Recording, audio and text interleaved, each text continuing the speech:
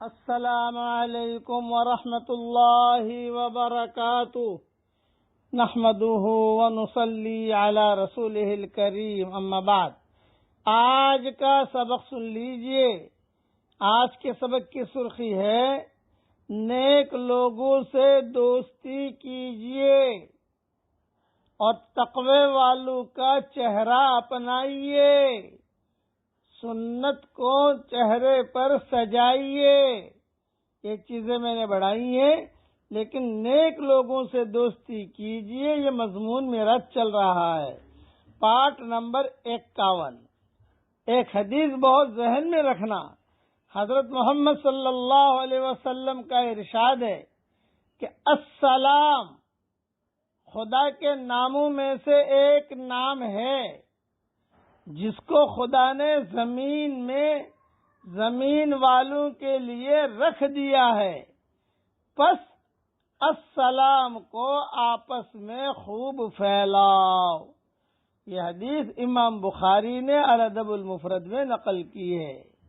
جس گھر میں نصیحت کی بات عرض کرتا ہوں، جس گھر میں بچے بچیاں پوتے پوتیاں نواسے نواسیاں بیویاں شوہر بھائی بیٹے یہ عادت ڈال دیں گے کہ السلام علیکم ورحمۃ اللہ وبرکاتہ، وعلیکم السلام ورحمۃ اللہ وبرکاتہ، انشاءاللہ یہ عادت ڈالتے ہی 10 دنوں میں آپ کے گھر کا ماحول بدل جائے گا۔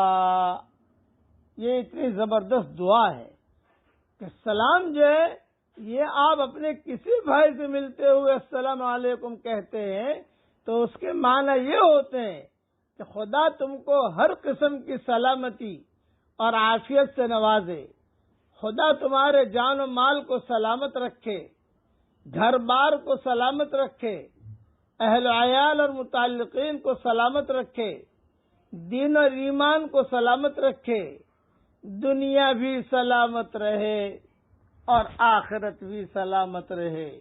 یہ مطلب ہوتا ہے کہ خدا تمہیں ان سلامتیوں سے نوازے جو میرے علم میں ہیں، اور ان سلامتیوں سے بھی نوازے جو میرے علم میں نہیں ہیں۔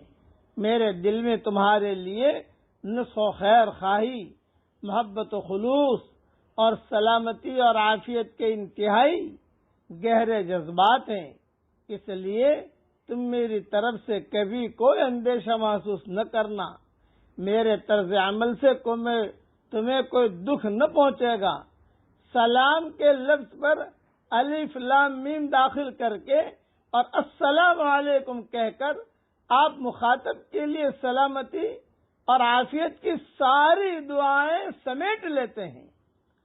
آپ اندازہ کیجئے کہ اگر یہ الفاظ شعور کے ساتھ سوچ سمجھ کر آپ اپنے زبان سے نکالیں تو مخاطب کی ملاقات پر قلبی مسرت کا اظہار کرنے اور خلوص اور محبت، خیر خواہی اور وفاداری کے جذبات کو ظاہر کرنے کے لیے اس سے بہتر الفاظ کیا ہو سکتے ہیں۔